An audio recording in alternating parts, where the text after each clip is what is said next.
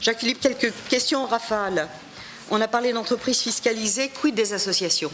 Alors, vous l'aurez compris, mon rôle, c'est d'apporter quelques précisions par rapport au principe.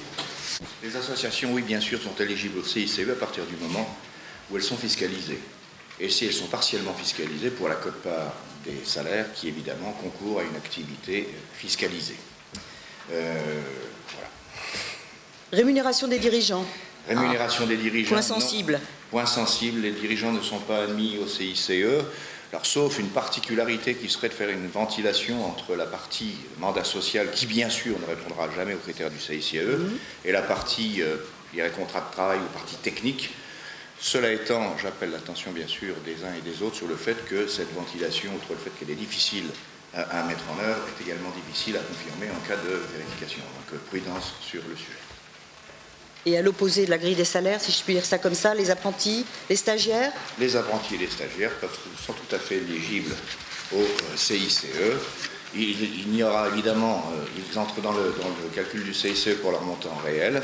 Les salaires des contrats de professionnalisation sont également pris en compte. Seuls les stagiaires, pour leur gratification, sont exclus du CICE. Donc tu as parlé des contrats de professionnalisation et les autres contrats aidés? Tous les autres contrats, tous les contrats, absolument, entrent dans le CICE, bien entendu. Alors, on l'a vu tout à l'heure parce que c'était précisé. Tout à fait. Le contrat de génération est maintenant également éligible au CICE. Alors, un cas qu'on rencontre assez régulièrement, c'est le cas où des salariés sont mis à disposition d'une entreprise par une autre. Oui, alors c'est le cas, bien entendu. On pense tout de suite au travail temporaire, mais il n'y a pas que ça. Oui. On pense aussi au portage salarial, à des sociétés holding, à des sociétés qui ont des intérêts liés. C'est la société qui, en réalité, paye les salaires et qui acquitte les charges sociales, même s'il y a une refacturation qui est faite à l'entreprise qui est bénéficiaire de la prestation, c'est la société en amont. Donc là, dans le cas, par exemple, des sociétés d'intérim, c'est la société d'intérim qui bénéficie du CICE. Et on voit bien les premières remontées de terrain que l'on a sur, à partir du moment où j'utilise ces personnels et que la société d'intérim elle-même bénéficie du CICE, quid de la tarification de la prestation.